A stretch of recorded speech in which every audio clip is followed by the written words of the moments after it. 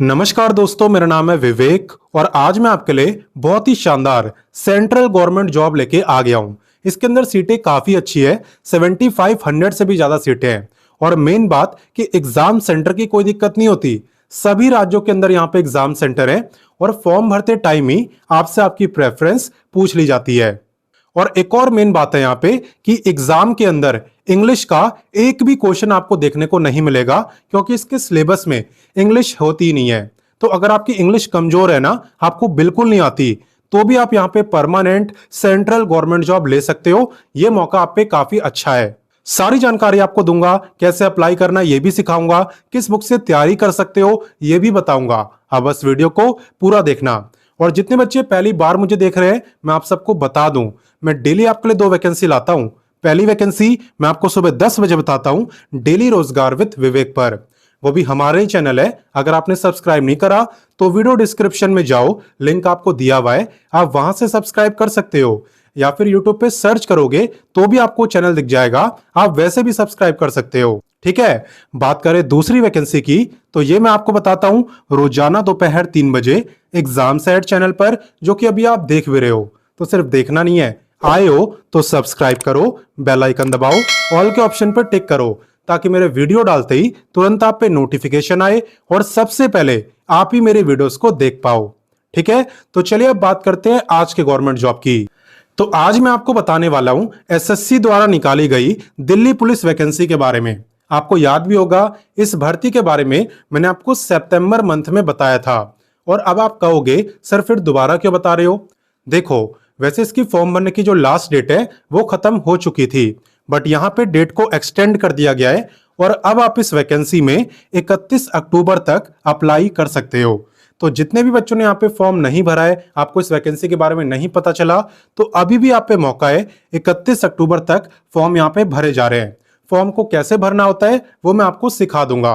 और अगर आपको इस वैकेंसी के बारे में पता भी है तो भी एक बार आप वीडियो देख लो, क्योंकि इसको लेके काफी कंफ्यूजन है। एक तो लाइसेंस को लेके, दूसरा हाइट कितनी मांगी होती है, रनिंग कितनी करनी होती है, इन सब को लेके भी काफी कंफ्यूजन है।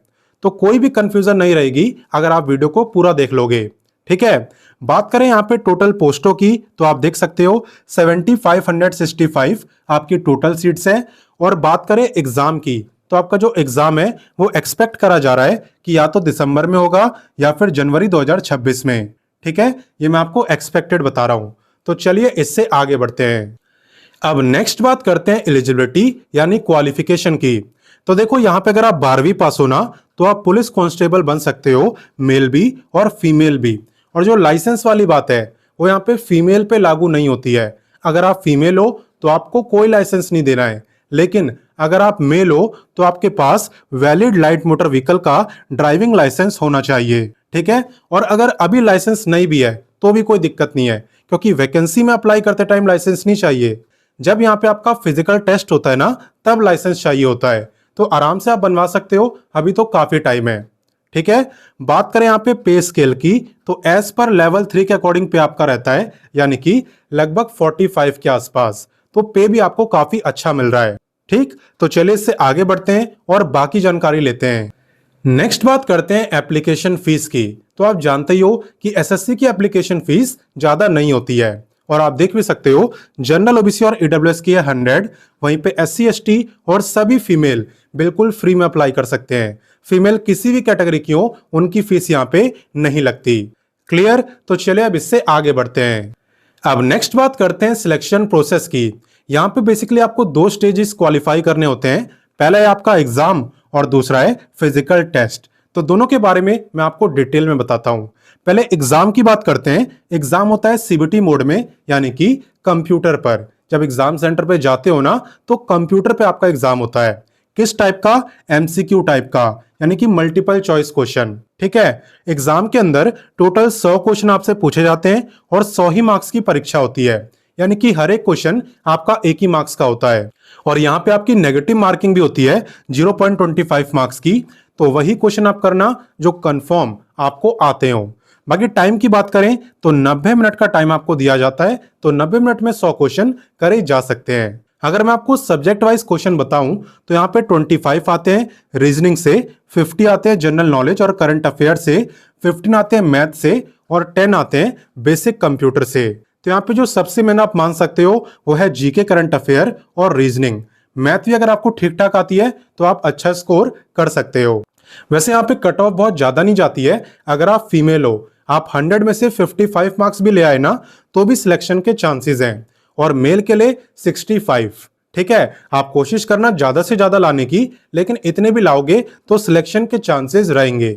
ठीक है, और बाकी बात करके आप इसकी तैयारी कहां से करोगे, तो आप वीडियो के डिस्क्रिप्शन में जाना। वीडियो डिस्क्रिप्शन में बुक्स का लिंक मैंने आपको दे दिया है, उन बुक से आप दिल्ली पुलिस की तैयारी कर सकते हो। ठीक है, तो चलिए अब इससे आगे बढ़ते हैं। अब नेक्स्ट बात करते हैं फिजिकल टेस्ट की, जो कि आपका एग्जाम के बाद होता है। फिजिकल टेस्ट में आपकी 3 चीजें होती हैं। पहला है रनिंग, दूसरा लॉन्ग जंप, तीसरा हाई जंप।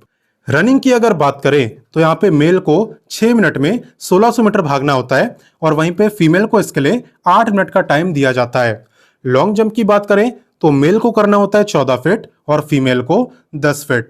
हाई जंप की बात करें तो मेल को करना होता है 3.9 फीट और फीमेल को 3 फीट। ठीक है, तो ये तीनों चीजें आपको करनी होती है, तब जाके आपका फिजिकल टेस्ट क्वालिफाई होता है। बाकी चलिए इससे आगे बढ़ते हैं और हाइट वगैरह के बारे में जानते हैं। देखो, जहां तक बात है मिनिमम हाइट और चेस्ट की, तो डिपेंड करता है कि आप किस कैटेगरी में आते हो। जैसे कि अगर आप मेल हो और आप एसटी में आते हो तो आपकी जो हाइट है वो कम से कम 165 सेंटीमीटर होनी चाहिए। और इसके अलावा अगर आप किसी और कैटेगरी में आते हो, किसी भी कैटेगरी में, तो आपकी जो हाइट है वो कम से कम 170 सेंटीमीटर होनी चाहिए। ऐसी बात करते हैं फीमेल की, तो जो एसटी की फीमेल है उनकी हाइट है 152 सेंटीमीटर और अदर कैटेगरी वालों की 157। अब बात करें चेस्ट की, तो ये देखी जाती है सिर्फ मेल की। अगर आप एसटी के मेल हो तो आपकी इतनी चेस्ट होनी चाहिए, और अगर आप उसके अलावा किसी कैटेगरी के मेल हो तो यहां पे आपकी चेस्ट बिना फुलाए होनी चाहिए 81 और फुलाने के बाद 85। ठीक है, तो ये सारी चीजें पहले आप नाप लेना अपनी हाइट, चेस्ट, उसके बाद आप इस वैकेंसी में अप्लाई करना। ठीक है, तो चलिए अब इससे आगे बढ़ते हैं। नेक्स्ट बात करते हैं एज लिमिट की। ध्यान देना कि एज आपकी काउंट कब से हो रही है। एज आपकी काउंट हो रही है 1/7/2025 से। आपको यह चेक करना है भाई 1/7 को मेरी जो एज है वो कितनी थी। अगर उस दिन आपकी एज 18 से 25 साल के बीच में थी तो आप इस गवर्नमेंट जॉब में अप्लाई कर सकते हो।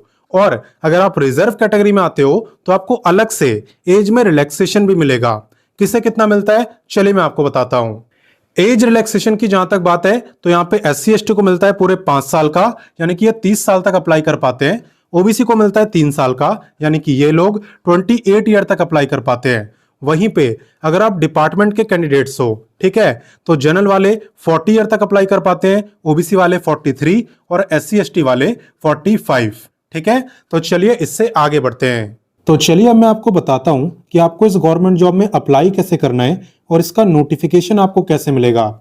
देखो, सबसे पहले आप गूगल ओपन करना और टाइप करना हमारी ऑफिशियल वेबसाइट, यानी www.rozgartime.com। इसका लिंक मैं आपको वीडियो डिस्क्रिप्शन में भी दे दूंगा और साथ ही साथ कमेंट में भी दे दूंगा, तो आप उस पर भी क्लिक कर सकते हो।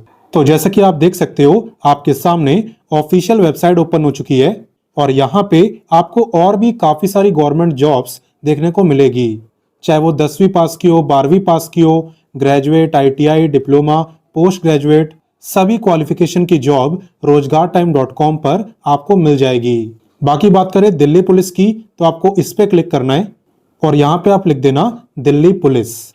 उसके बाद आपको सर्च करना है और जैसा कि आप देख सकते हो यहाँ पे ये वैकेंसी आपको दिख गई, तो इस पे आपको क्लिक करना है। क्लिक करने के बाद इस भर्ती की सारी जानकारी आपको यहाँ पे दिख जाएगी, तो आप चाहो तो इसे पढ़ सकते हो। वैसे सब कुछ मैं आपको बता भी चुका हूँ, फिर भी एक बार पढ़ लेना, ज्यादा अच्छा रहेगा और क्लैरिटी आ जाएगी।